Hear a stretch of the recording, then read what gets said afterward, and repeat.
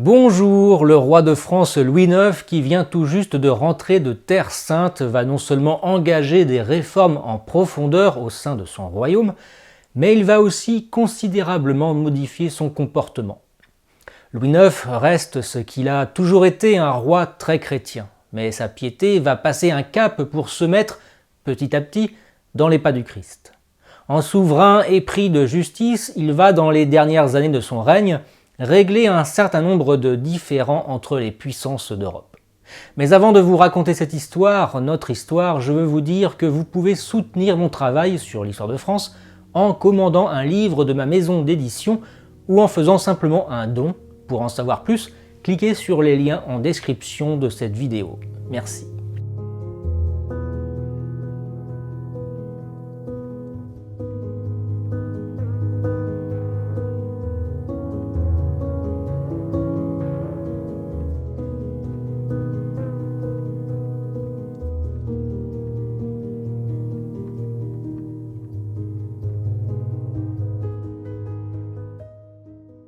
La métamorphose du roi ne se faisait pas que dans ses actes politiques ou dans ses paroles, mais elle s'opérait également dans ses tenues et dans son comportement quotidien.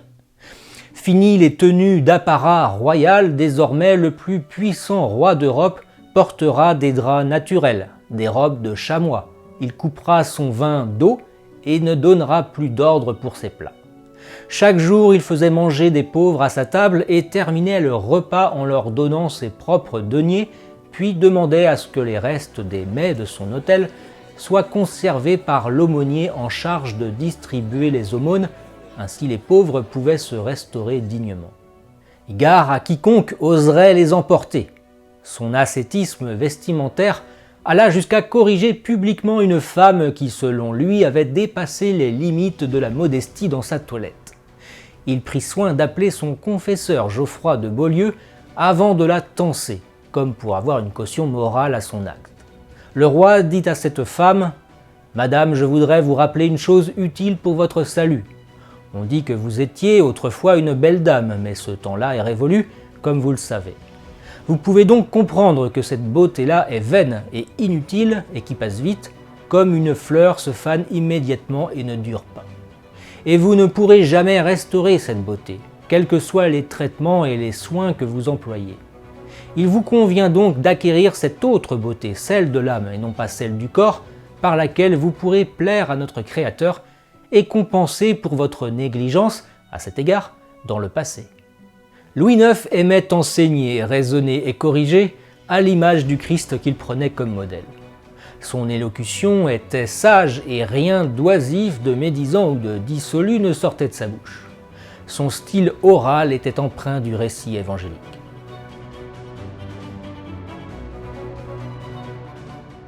Depuis la signature du traité de Paris-Meaux, l'hérésie cathare soutenue par le puissant Raymond VII de Toulouse avait pris un sacré coup au moral. Malgré la signature du traité, certains continuaient à contester le pouvoir royal de Louis IX sur le Languedoc. Ce qui fut le cas de Chabert de Barbera, le commandant du château de Quéribus, château qui donnait encore asile à des diacres cathares. Des poches de résistance demeuraient toujours dans le Languedoc. En mai 1255, Louis IX et ses hommes mirent le siège devant le château rebelle de Quéribus. Le 5 mai 1255, Pierre d'Auteuil, sénéchal de Carcassonne et de Béziers, commença le siège du château de Quéribus en réduisant à néant les routes d'approvisionnement des assiégés. Les opérations sont menées par Olivier de Termes, un fidèle et proche de Louis IX. Après 3 semaines de siège, un assaut fut lancé sur le château et ce dernier tomba sous la puissance royale. Nous ne connaissons que peu de choses sur le siège de Quéribus. Toujours est-il qu'il se termina par la reddition des cathares en échange de leur liberté. Le château se rendit en mars 1256 après la capture de Chabert de Barbera.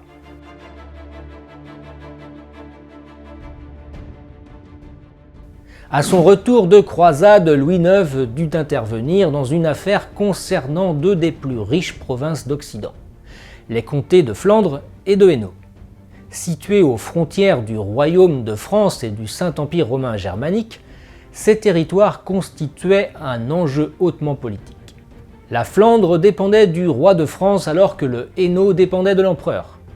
Au cœur du conflit, une femme, la riche et puissante Marguerite, comtesse de Flandre, eut de 2 mariages différents 5 enfants.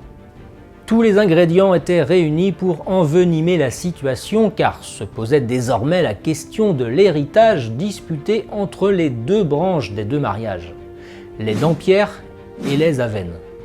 Qui mieux que Louis IX pouvait trancher avec justice et équité cette épineuse question? En tout cas, c'était l'avis de Marguerite qui, avant de s'en remettre au jugement du roi, avait auparavant demandé l'intervention de son frère Charles d'Anjou et pour cause. Louis IX était en croisade. Mais Charles était un conquérant, tout le contraire de son royal frère. Il prit sans attendre la route en direction de Valenciennes et plus tard de Mons, dès qu'on lui promit le comté de Hainaut s'il soutenait militairement la Flandre. À son retour de croisade, Louis IX eut vent des tractations politiques de son frère et s'empressa de lui rappeler sa conception de la justice. Dans un élan d'autorité mêlé de bienveillance fraternelle, il le sermonna en lui rappelant que la voie diplomatique devait primer sur la voie militaire.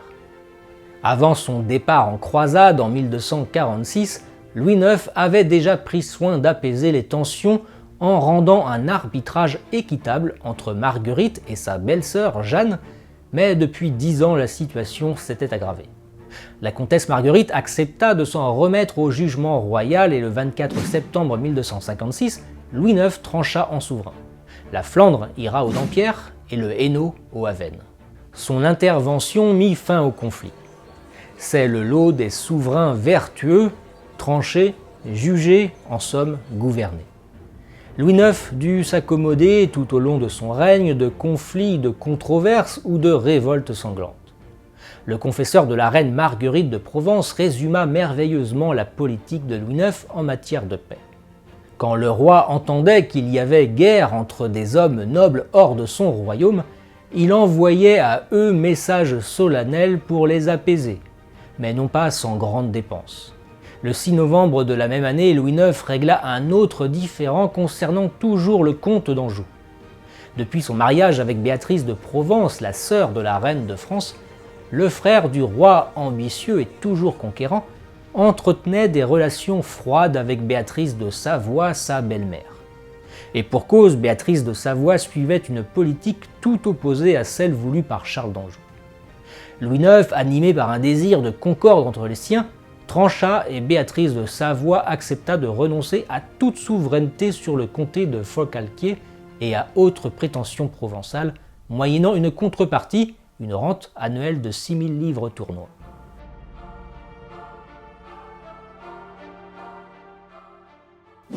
Sa charité n'avait pas de limite quand il s'agissait des plus pauvres. Le vendredi saint, il allait par les églises et donnait deniers et nourriture aux pauvres. Ils étaient si nombreux à vouloir approcher le roi aumônier qu'il manquait souvent de lui marcher sur les pieds. Mais Louis ne tolérait pas que les huissiers les repoussent. Patiemment et humblement, il distribuait sans relâche. Pour soulager leur peine, il se mit à bâtir, souvent sur ses propres deniers, des abbayes à l'intérieur desquelles les plus pauvres pouvaient manger et retrouver un peu de dignité, ou encore des hôtels-dieux pour y accueillir des femmes veuves ou miséreuses, des malades et des indigents. Le succès de ces maisons de charité était tel que le roi lui-même légua sa propre maison de campagne ainsi que le bois de Pontoise pour faire face aux demandes croissantes d'admission. Il fut un roi bâtisseur au service de la charité. Nul autre souverain ne se soucia autant que lui des plus pauvres, des plus faibles, et ce qui d'ailleurs suscitait l'admiration de son peuple. À l'Hôtel-Dieu de Compiègne, qu'il avait réhabilité en 1259, accompagné de son gendre Thibaut, roi de Navarre, et de ses 2 fils, Louis et Philippe, il porta le premier malade de ses propres mains, et ses fils portèrent les suivants. Il aimait se rendre auprès des plus pauvres de son royaume, comme ce jour où il servit lui-même 134 pauvres de l'Hôtel-Dieu de Compiègne, et malgré la fatigue d'une telle besogne, trouva l'énergie nécessaire pour aider un homme au visage couvert de pustules. Qu'importe, il s'assit près de lui prépara une poire, et quand il mettait les morceaux dans la bouche, la pourriture de ses plaies tombait sur la main qui le nourrissait. Mais il ne s'en émouvait pas et aussitôt, il se lavait les mains et reprenait sa tâche. En père des pauvres, Louis était coutumier de cette attention particulière envers les plus démunis, si bien qu'à chacune de ses visites, il faisait apporter de l'eau de rose et leur rafraîchissait le visage de ses propres mains.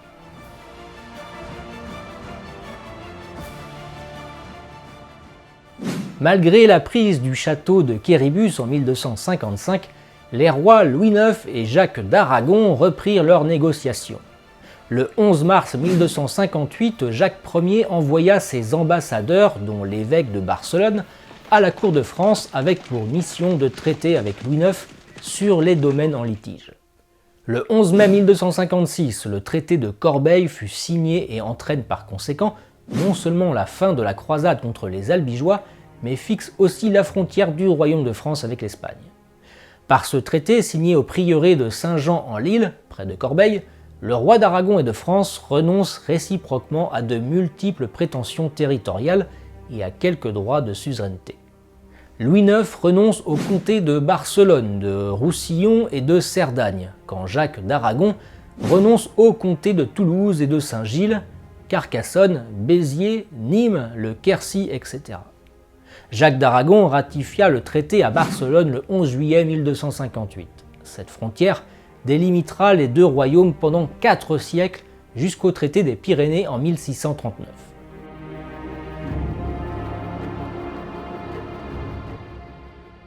Quelles furent au sein de son royaume ou en dehors, parmi toutes les interventions en faveur de la paix, celle avec l'Angleterre fut la plus importante. Depuis plus d'un siècle, Plantagenets et Capétiens se livraient des guerres incessantes dans l'espoir d'agrandir leurs possessions respectives. Dès 1254, alors que le roi Louis venait juste de poser le pied sur la terre de sa douce France, Henri III, toujours roi d'Angleterre, séjourna à Bordeaux pour mater une révolte des barons gascons. Louis IX en profita pour le convier à célébrer la fête de Noël de 1254. Les 4 sœurs de Provence étaient présentes: Marguerite, reine de France, Aliénor, reine d'Angleterre, Sancy, femme de Richard de Cornouailles, et Béatrice, femme de Charles d'Anjou. L'entente entre les deux rois et les deux familles était cordiale, si bien qu'il leur accompagna à Boulogne, où le roi d'Angleterre embarqua vers son île. Le charme de Noël avait réussi à gagner les cœurs des deux rois autrefois ennemis. Aussitôt, Henri III demanda le renouvellement des trêves de paix à Louis IX, qui les lui accorda volontiers.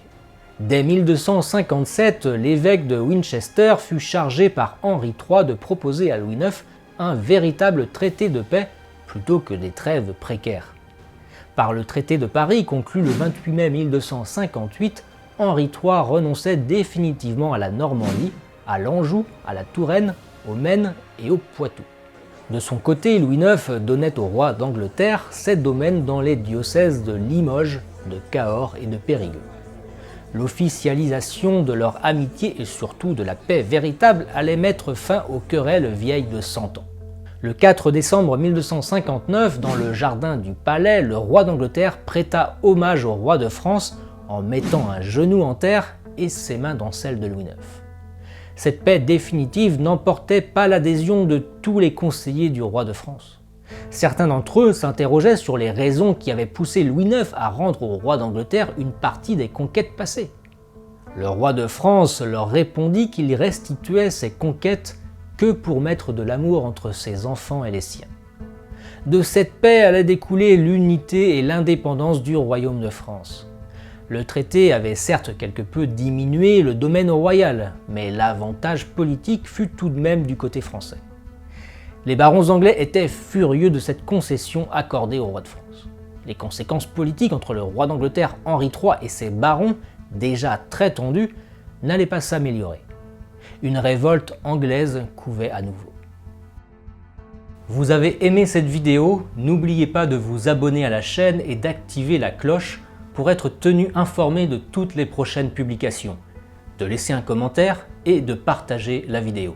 Et si vous voulez soutenir mon travail, n'hésitez pas à faire un don via ma page Tipeee ou bien de commander un livre de ma maison d'édition, les éditions Vox Gallia. Merci et à très vite, vive la France!